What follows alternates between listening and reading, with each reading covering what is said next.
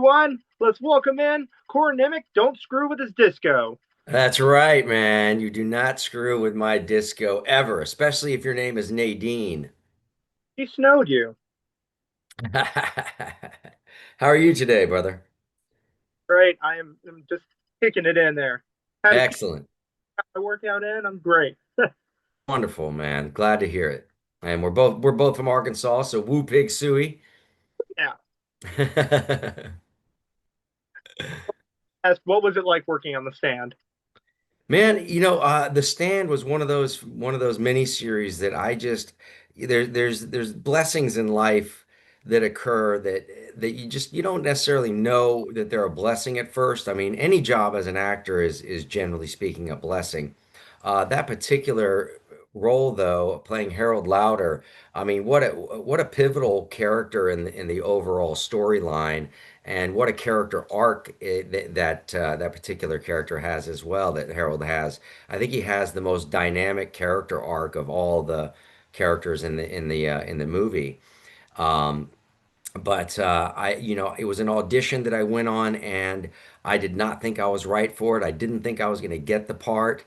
I knew that I could play the character, but the character description was so opposite of what I looked like, physically. And it was a heavy set, round faced, moon faced kid with bad pimples and greasy hair and all this, and there I was, like 158 pounds wet, you know what I mean? And like no pimples, and sure, I could make my hair greasy, but so unbeknownst to me, I did recall having auditioned for Mick Garris, the director, a couple of years before for Sleepwalkers, and I didn't know that he really wanted to cast me for that part. But again, my physicality wasn't right for that role either, and they ended up going with somebody else. Brian Krause, actually, he's a very good friend of mine, and they were smart in casting him. So, the couple of years later, I was going in reading for the part with I had to read for Mick Garris and Stephen King. They were both in the room, and so I went in, and I was I wouldn't say I was nervous, but I was like, wow, dude, I'm reading for Stephen King. Like this is it. I mean, you either get the part or don't. The king is in the room, and so I knew that I had a grasp of who Harold Lauder was and what kind of guy he was, and the nuances of that character. And so I went in and I did my audition, and when I finished the whole audition, Mick and Steven were kind of whispering back and forth to each other a little bit, and it was an excited kind of a whispering going on, and then they thanked me, and I left the room, and I didn't know what really to make out of that. I was kind of like, well, that seemed okay to me, but I don't, and then sure enough, man, by the end of that day, within like maybe 2, 3 hours of walking out of the room, they called with an offer to my agent for that role. And I was so excited because previous to playing Harold Lauder, the characters that I played were always kind of the cool guy in school, or that the real American guy type thing, or the victimized character, or but never anything as quirky and as interesting as Harold Lauder, and it really changed the dynamics of the rest of my career, because once I played that role, and it was such a huge hit, that miniseries, when it came out in the mid '90s. There, it was such a huge hit. It got great ratings, great reviews, and a lot of people saw it. A lot of industry people saw it as well. And it opened me up for being able to play the bad guy, you know what I mean? The nemesis, the darker characters, and I started getting roles that I don't think I ever would have got previous to playing uh, Harold Lauder.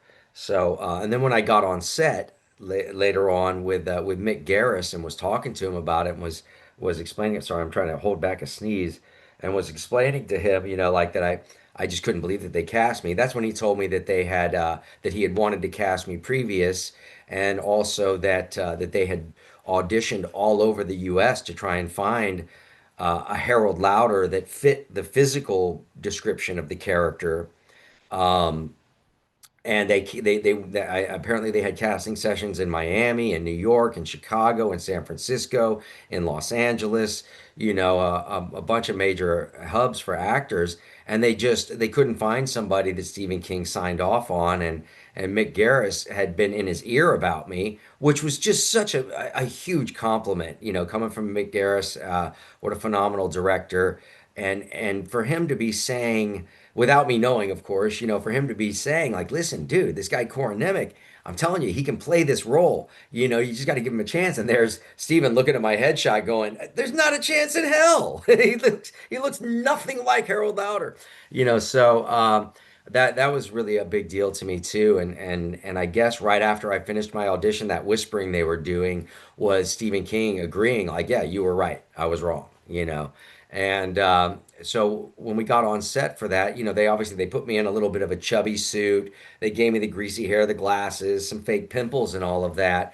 And and that really allowed for the believability of me being Harold Lauder. And what a cast to work with as well on that, and what a great shoot. It was a really long shoot. I was in Salt Lake City for almost 6 months, so being on a project that's a half a year shoot is always a huge blessing as an actor. The longevity of the work, and basically I was living in Salt Lake City there for that time period. And Salt Lake in the mid 90s was a very odd place. It was interesting experience. I made some cool friends while I was there, and had a great time, man. It was really just a magical experience. I think about it fondly quite often. I find it funny that you were worried about the physicality of the character, and then in the remake they cast Owen Teague, who was even skinnier than who they cast, than you were back in '97. Yeah, I didn't see the remake. I just couldn't bring myself to see it. It was not taking anything away from the remake or whoever's wise idea it was to do a remake in such a short amount of time. I mean, maybe if we had filmed, The Stand in the 1930s, you know what I'm saying? Like, it would make more sense. But so I didn't see it.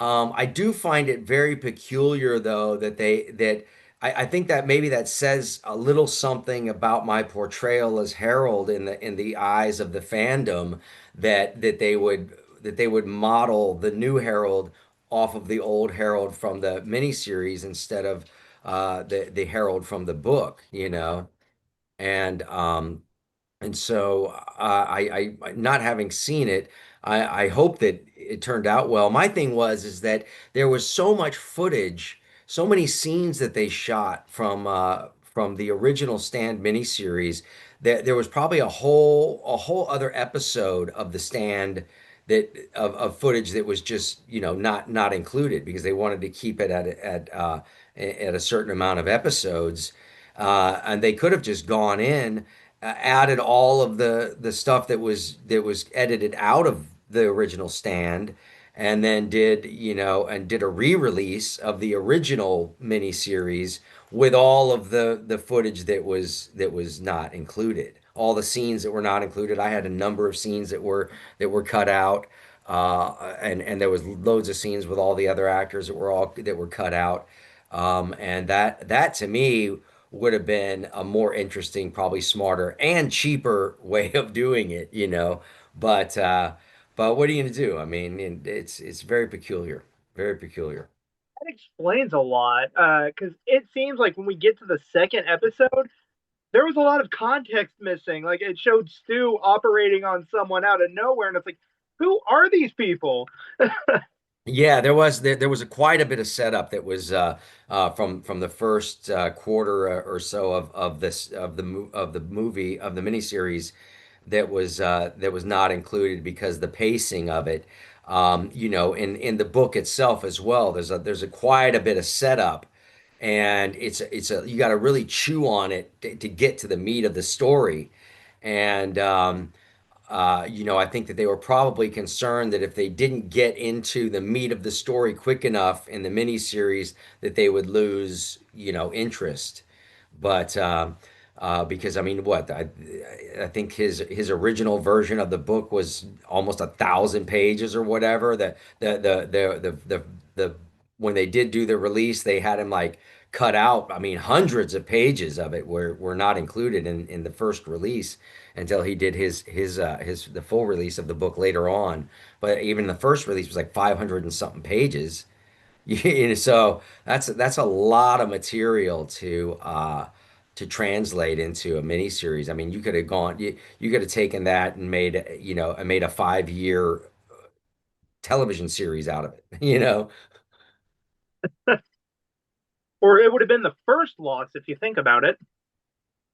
Yeah, but it was just incredible, man. I mean, again, just what a cast. Stephen King was on set all the time. He played a one of the townsfolks in the miniseries as well, which is somewhat unusual for him. It's his favorite book that he wrote. He's most passionate about it, and and he was very hands-on. I mean, I don't know if he wrote the teleplay for the redo of it, but he wrote the script for the original miniseries as well. And I mean, his hands were all over that miniseries. And I think that it added to the mystique of making it, just being on set with the iconic horror writer Stephen King around all the time. It's pretty cool. Plus the cast that was involved in it was just uh, what an incredible cast. You can't say that wasn't a well cast miniseries. Oh yeah, like uh can't remember his Gary Sinise. Man, J- Yeah, I love Gary Sinise and Laura San Giacomo and Molly Ringwald and of course it was funny, Rob Lowe, who I think is a talented actor. I wasn't as big of a fan of his back then as an actor. It wasn't until I saw some of his later work that I really appreciated his talent. I don't know if I had really seen enough of what he had done. I knew that he was just a kind of an icon of the time period. And but I wasn't that familiar with his work as an actor. And I thought it was funny that they cast him as the mute. And they're like, did they do that because they didn't want him speaking, or But he did a tremendous job, in it, and I think that was a really smart move for him as well as an actor to take on that role, because I'm sure that when he first got offered it, they were like, yeah, and and the character has no dialogue. He was probably like, what? You know, what are you talking about? I don't. So and one was in a dream, and the other was when he died. Of course, yes. the bomb that you set off actually killed him. So Yes, I did. Yeah, it was my fault. I am the culprit, but I was seduced into the dark side. It was, my natural tendency as Harold Lauder was not to be evil, but when I was offered a little nookie goes a long way. what the funny thing is Harold is the most relatable character in the series because he just goes through the most of the arc in the show. He goes through this nerdy kid that was being pushed around to, you know, kind of being a badass. Or at least thinking he's a badass. It's totally delusional. Is just a masterpiece. I've watched both, honestly. The remake is plagued by one thing, and that's Nadine. And if you know who she's casted, who plays her, No, I don't actually. I don't even know who's in the new one. Amber Heard. Oh, really? That's Yeah, interesting casting. Well, it's not too bad at casting if you think about it, because Nadine is supposed to be a little nutty. Right. It, Was that before or after the trial? well, it's best we not crap in that bed, right? But wow, yeah, that's interesting. I don't again, I'm not familiar with her as an actress as far as her talent goes, but anything that happens in when somebody's private life becomes such a spectacle, it's always nauseating. But if she's the right actress, if she can pull it off, I mean, Laura San Giacomo did just such a phenomenal job as Nadine, and she has the right look for it too. That with the raven black hair and this she just had such a subtlety that she brought to it. She was always in this kind of this mode of seduction, and she really milked that relatable type of a character without making her seem too wicked and too evil, because she herself was also being seduced into her into what she was doing by Randall Flagg, by Jamie Sheridan, who did a phenomenal job as Flagg. The way they describe her in the book is just, it's like they saw the book and then they just put her on screen and it was just perfect casting. And I've got Yeah. Harold. The weird thing is, since I've seen both, because I'm currently rereading the book right now. The weird thing is, when I'm reading like Stu Redman's parts, I picture the Gary Sinise and then the remake version of Franny, and it's because I kind of like that portrayal of Franny better, even though I love Molly Ringwald. Don't get me wrong, but Who did Franny in the new one? I don't know her name. She's a really young actor, so it's kind of weird putting a young 20-year-old and imagining Gary Sinise, who's now in his what mid 50s now. Oh, yeah, yeah, yeah, yeah, yeah, yeah. Like, okay, this is just awkward because when he was probably doing the stand, she probably wasn't even born yet. Wow, that's crazy. That's crazy. Yeah, I don't recall what age the character of Franny was supposed to be in the book. 20. Um, I don't recall her supposed to be that young. Um, but maybe I'm wrong. But I enjoyed Molly Ringwald in it. She was a character. Mick Garris really wanted there to be an uncomfortableness to our scenes, and so he asked me to, within reason, make her uncomfortable between scenes. So he would, I was like, well, what should I do? Or, like we were talking about, he's like, yeah, just kind of keep her on edge, keep her uncomfortable being around you, and that maybe that'll translate into the work that you guys are doing together on screen and all of that. And so he said, just go be around her, just go break her space, and just you don't have to say anything, you don't have to interact, but just be near her, you know? And so she'd be like having a conversation with somebody else on set or whatever, and I would go stand with my back to her, but like you're talking like an inch and a half away from her. And I just go and I'd get right there where I'm just almost close enough to touch her, but not touching her, and facing away from her, where all she does is just know I'm there, but doesn't know, do I know that I'm there next to her, or am I, what's going on? And I could hear her having her conversation with the person, and she would start like kind of talking like this a little bit, and then she would end the conversation and walk away, and so it was I did quite a bit of that, which I actually enjoyed, and uh, she was wonderful on set, due to that, because if she hadn't been um, a kind a kind person, she probably would have been very offended or upset or made a big deal out of it or whatever. But she rolled with the punches, and I don't know if it helped the scenes between us or not, but it was a lot of fun. It was a lot of fun to do. I had a gas. Awkward chemistry. Like she did look uncomfortable in scenes. Like um it's hard to explain. Like the motorcycle scene, she really did look uncomfortable. And I love that Harold's chemistry with Sue. Like, I don't like the looks of this one. Oh yeah, yeah, totally, man. Totally. That was good times because Gary Sinise as well. What a wonderful actor to work with. Just really, really uh, down to earth and very interested in what's going on in the scene and on set, and a real craftsman. It was just a pleasure. I got to drive that rad motorcycle around. I almost bought the BMW with the sidecar. I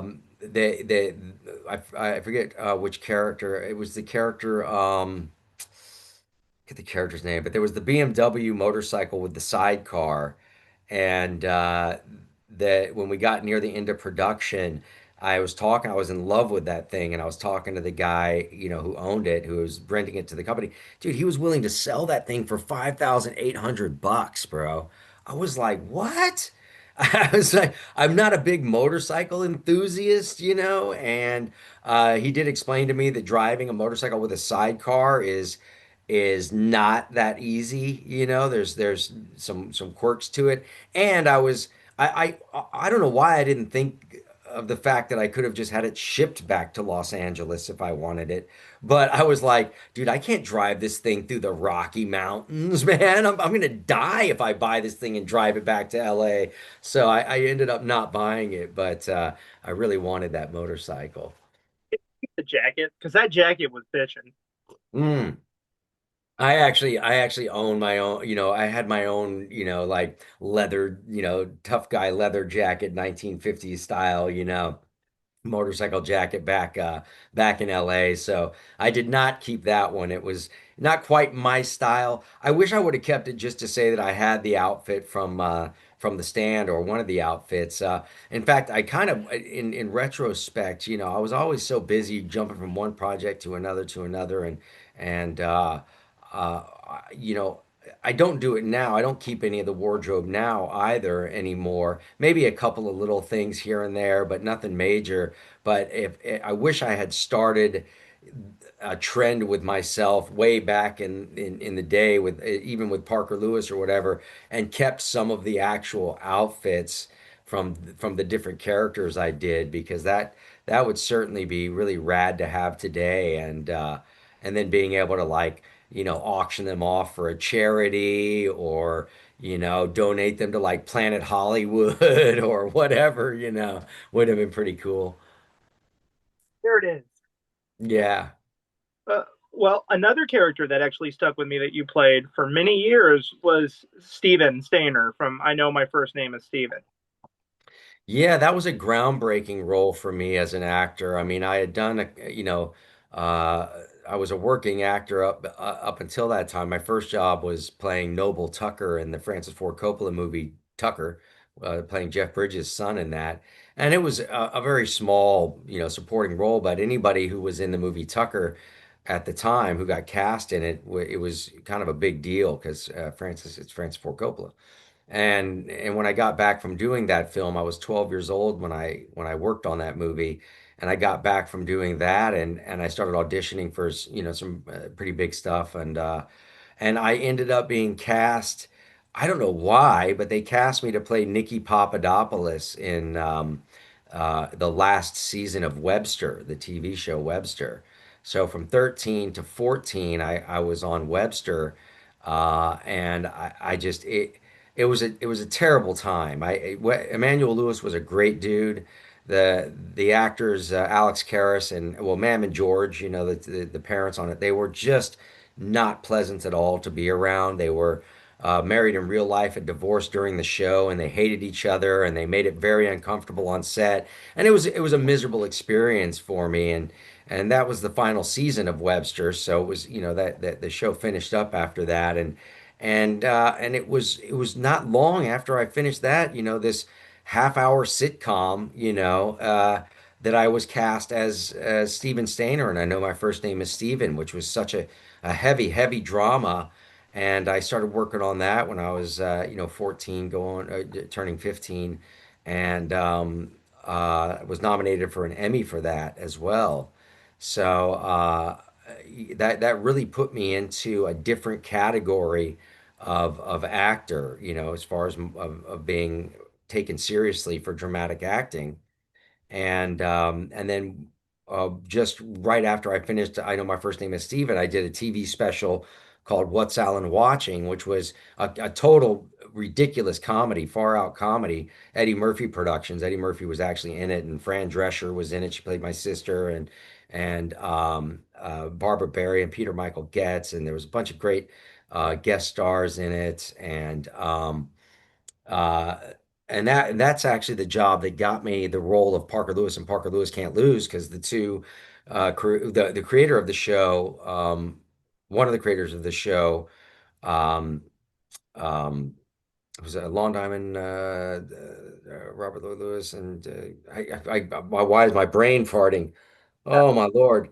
Anyway, he was over at it'll come to me in a second. But he was over at CBS where I did that show, and he had developed Parker Lewis for CBS originally, but they didn't want the show, so the rights reverted back to him. And then a couple of years later, once Ferris Bueller's Day Off came out and all of that stuff, so the show was actually developed before Ferris Bueller's Day Off aired, came out in theaters. And then once that came out, it was a huge hit. And then Fox picked up Parker Lewis in 1990. And and fortunately for me, the creators of the show were such huge fans of What's Alan Watching that they were like, "Yo, that's the guy to play Parker Lewis." And so they offered the part to me, which was just incredible because I never really.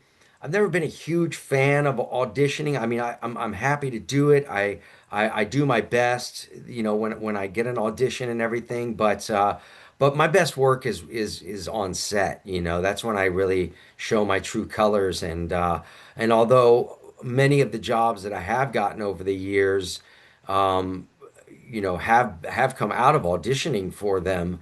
Uh, Most of my work, I'd say 80% of my work has just been based on other work that I've done and getting even Stargate. I didn't actually audition for Stargate. They were already very familiar with me as an actor, and they just checked out my demo reel and and they were like, "Yeah, this guy makes sense. He if he turns out well in the first episode that he's in, then we'll continue him into the show."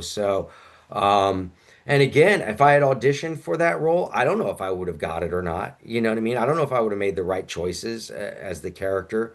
I did get when I auditioned for Supernatural, I was very excited when I got that. It was supposed to be a much bigger role. It turned out to only be 4 or 6 episodes or something, but it was supposed to be 10 or more.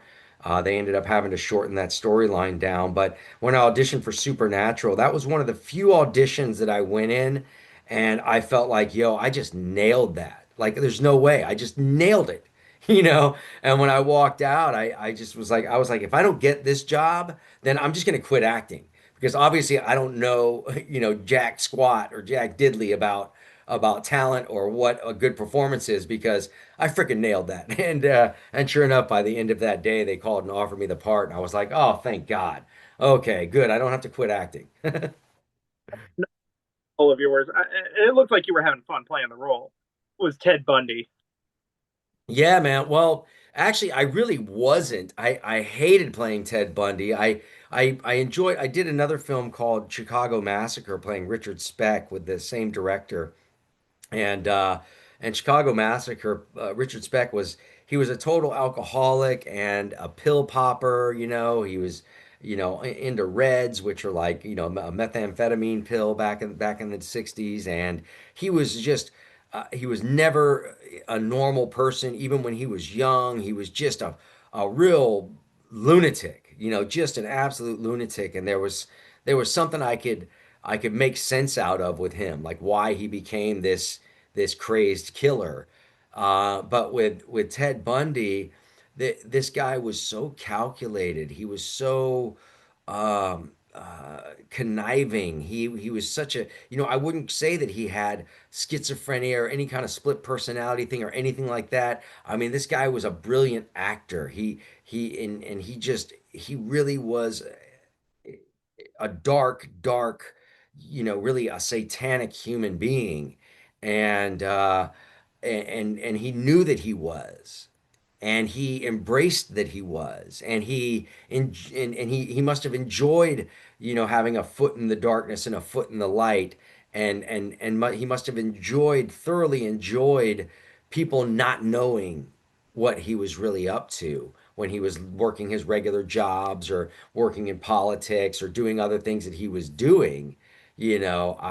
And the first, I was excited about playing the character at first, but by like day three, after some of the scenes I had to do and stuff, and this guy and bringing this guy to life, I was just like, it was not comfortable at all. I mean, I'm serious, and normally, and it's really the only time I've ever had that experience as an actor. Uh, driving home, going, ugh, after work, just going, God, I need to take a shower. This guy is like, what a creep. So he got his just deservance in life. It's just unfortunate that, and strange to me in many ways that that these types of individuals can even exist. I just can't understand really. I mean, obviously I can fathom it, but I just, it always is perplexing to me that there's these kind of sadistic, sick, twisted individuals out there among us in the world who just enjoy causing harm to others. And I just, it's perplexing to me. I mean, what a potentially dark world we live in.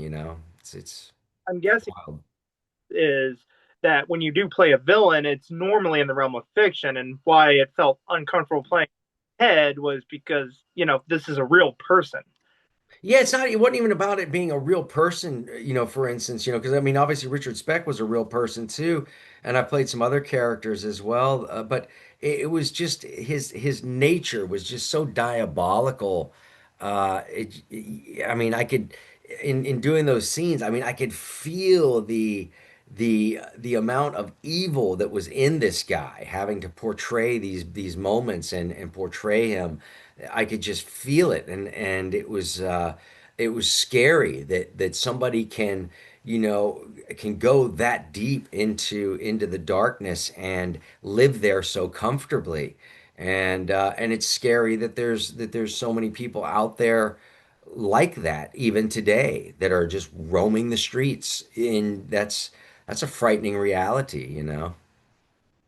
It is terrifying, but I will say, if it makes you feel better, you did a much better performance than Zach Efron. I've been told by a number of people, and I actually, there was some online voting thing of who played the best Ted Bundy, because they've done like four Ted Bundy movies or whatever, and I won in the fan vote, which I don't know. Again, like I'm like, is that a good thing? Is it, but uh, Sound more better. The attitude and the look. You kind of had that confidence down that he had, because the man was very confident in court and thought he was above everything. Thought he was going to get away with everything. You had that aura. Yeah, yes, totally, man, and I appreciate that. I didn't see the Zac Efron one. I was, the one that we shot was such a small budget. I was one of the producers on that as well, and it was just, I mean, our budget was maybe 280 grand. So it's like that what we were able to pull off on such a small budget was pretty impressive. Irony in that is they put more money into the Zac Efron one, and the entire movie, like 85% of the movie, was him just in court. They didn't shoot any, Oh, wow. it's just him in court. Oh, how, yeah, that's, wow. The best Yeah, I'm glad I didn't see it. Sounds boring as hell. it was, I was going to sleep on it. The best parts about the movie was Haley Joel Osment, came to do a live action acting part, and the singer of Metallica got a cameo in there. So Oh, far out. that was the only good parts of the movie. The rest of it was just Zac Efron acting like a pretty boy, which I know that's a whole big thing of Bundy's, but there was more to it. We wanted to see the evil that he did, and I think your movie kind of captured that better than most of the other ones. Yeah, yeah, it definitely did. There was the full arc of of his character, and I think that another aspect of that too is just that that without that setup, once you get to court, the impact of how boisterous and pompous and arrogant he is, if you're an audience and you've seen all the crap that he's done and how sadistic and sick and twisted he is, and then you see him pretending like he's totally innocent. You know what I'm saying? That it the yeah, the impact of that is far greater than if you don't get all of that set up, you know. You know, and just the other day, this was fun. I was watching some reruns of Tales from the Crypt, and I came across you. That was Mick Garris as well. That was another weird, fortunate kind of thing. You know, me and Mick had a great time working on The Stand together, and he was doing that particular episode of Tales from the Crypt. And the gentleman who had been the role that I was playing was supposed to be like a 50 something year old curmudgeon comic artist, you know, and the person that he cast, they got some kind of sickness, illness, something happened over the weekend, and Mick had my personal number, at the house, and on a Sunday, it was like at night. I mean, I remember it was like 8, 10 o'clock at night on a Sunday, and so the phone rings and it's Mick Garris. I'm like, hey, what's up, buddy? And he's like, I need your help. I was like, oh, well, whatever you need, man. He goes, I need you on set tomorrow at 6 a.m. on an episode of Tales from the Crypt. We'll deal with your agents and everything like that later, but you got to get there. You know, our actor fell through, and it's the weekend. I don't know who to call, so I'm calling you. Be there at 6. And I was like, I'll be there at 6. And so I showed up on set and they're like shoving contracts in my face, like, fill this out, do this, sign that. I'm like, have you called my agent yet? They're like, they're not even in the office yet. I'm like, okay, don't worry about it. We'll figure it out, So that was a fortuitous moment there as well. That I really enjoyed getting to work on that particular episode. And the lead actor in that episode, the great comedian, God, why is his name slipping my mind? Fucking fantastic. Boy, my brain is dead today. Um, uh, but yeah, it was what a great cast in that too, in that particular episode. That was just a fun episode all around. It was kind of like a Groundhog Day episode, and I just love that your cameo was just like, well, can't say I didn't see it coming. Yeah, totally. Yeah, yeah, totally, totally. Oh, Clyde Phillips. That's the creator of Parker Lewis.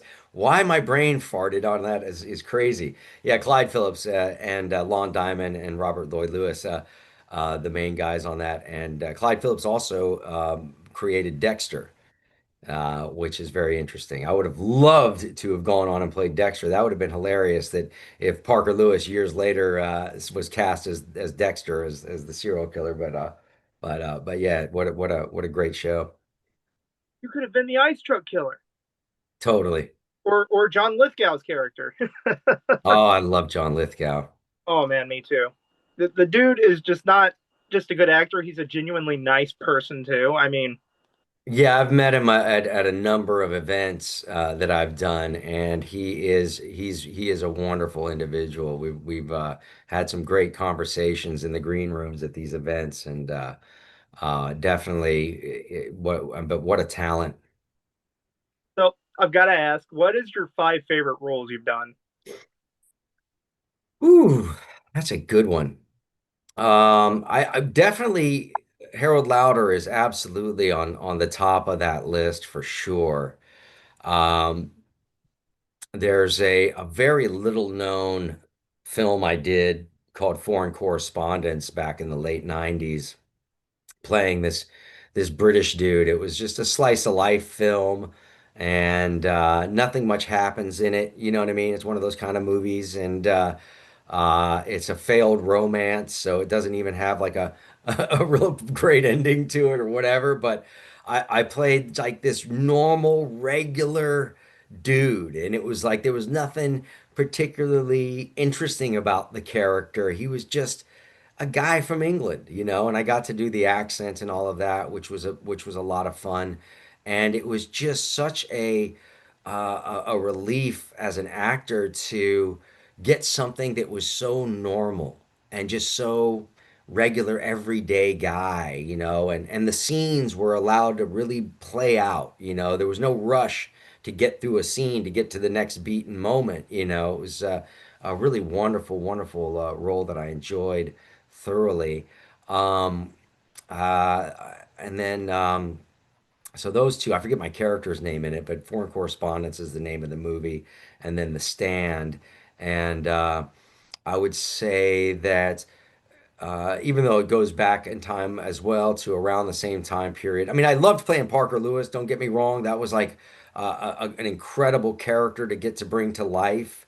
Um, I would say that I would probably include that on my list as well. I know that the character I got to play in Supernatural, Christian Campbell, was a lot of fun. There was some real nuances to that. And then I would say in more recent times, I played a character named Austin Calhoun in a movie called Place of Bones. It just came out last year with Heather Graham and Tom Hopper. And that, I mean, it's the best performance I think I've done in my entire career to date so far. This character is just an ornery bank robber in the late 1800s, and it's kind of like uh, it's kind of like Misery meets Hateful Eight. It's that's the vibe of this movie. And I'm sort of held in this cabin by Heather Graham and her daughter, and I have an injury I sustained that doesn't allow me to leave the bed, and it's just and I got the bad guys are on their way to come and get me because I've stolen their money and this that. It's just Place of Bones is a fantastic film. Everybody out there should watch it if you can. And that's definitely in more recent times one of my most favorite performances. I've gotten to act in so many films over the years. I sometimes forget until like an hour after we get off of this. I'm gonna be like, why didn't I mention that? But and then in as far as like some ridiculous like sci-fi channel movies and stuff like that, I did this one called Sand Sharks, which was like a comedy sci-fi horror type thing about sharks that swim in the sand. And I play this character, Jimmy Green, in it, who's just the most pompous, arrogant, full of himself guy. And I had so much fun playing that character. It was hilarious. And the movie turned out very funny. It was next to Sharknado was like voted like one of the most liked, stupid shark movies in the history of shark movies. And Sharks is awesome. So yeah, I would put it up there too. Nice. I love shark movies. We watch shark movies every summer. We go through Jaws, Sharknado, Sand Sharks. It's great. Nice. And then I did another one called Raging Sharks, and it's just the worst piece of crap you've ever seen in your life. I remember when it came out. Well, I filmed it over in Bulgaria. I did a number of I did like 6 movies over in Bulgaria, and so this particular one, I got the script and.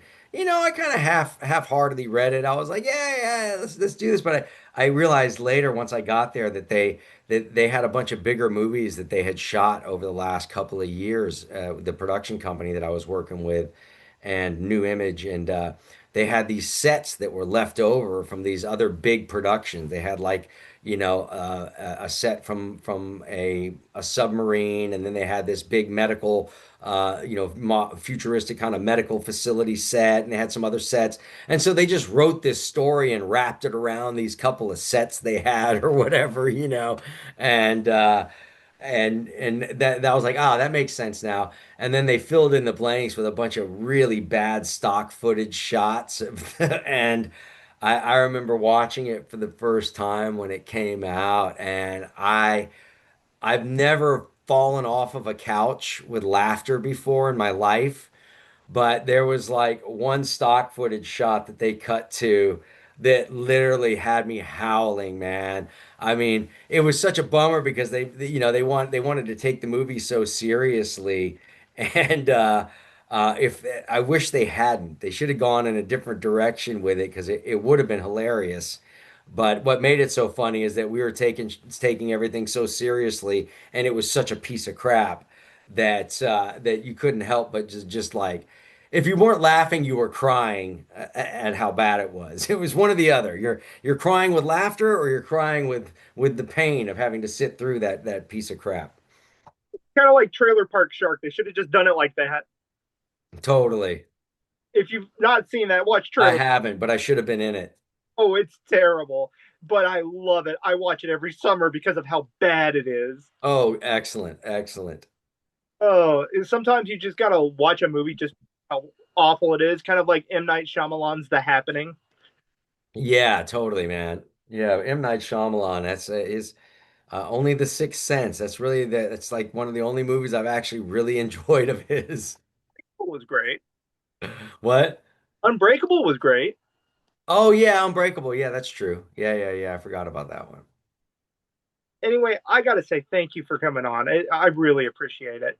Oh man, it's my pleasure, Tim, and happy to do another one of these down the road. I got some films that'll be coming out over the next year that are really good. And again, for those out there that are listening, yeah, please check out Place of Bones. And there's another film that just came out recently that I'm starring in, um, uh, called I Feel Fine. That's a heavy, heavy drama. It's one of those movies you can only watch once. It's very, very, very sad film. And then there's a film called Day Labor. That's a thriller that I'm one of the co-stars in that came out more recently. And then a film that I wrote and produced and am acting in, called Deadly Justice that I'm recommending to everybody to go and check out. And I know that there's a bunch more that I'm slipping my mind, but I have a bunch coming out as well. Uh, uh, a film called Myra that's an action adventure film. One called Joe Baby with Deacon Lockman and a great cast. I'm for whatever reason my brain is not working today. That Joe Baby's coming out. One called Kid Detectives, which is a comedy, and Buster Brooks, and I mean, there's other ones I'm forgetting. There's like 5 or 6 films that should be coming out over the next year, and I just finished one recently called Kill Trip, which is a great character I got to play in that. It's a dark thriller that takes place in a small town in Texas. So, there'll be plenty to talk about down the road, Tim. Yeah, we'll set a date. Right on, brother. All right. Any final words you want to say before we unrecord? Hey man, just if you're out there in the metaverse, follow me on the different sites. I'm on Instagram, I'm on X, I'm on Facebook, all under the letter I, the letter M, and my name, Corin Nemec. I am Corin Nemec, and you can find me out there. I got a YouTube page, Corin Nemec TV. You can go and nose around that. There's some interesting stuff on there, and we'll see you in the metaverse.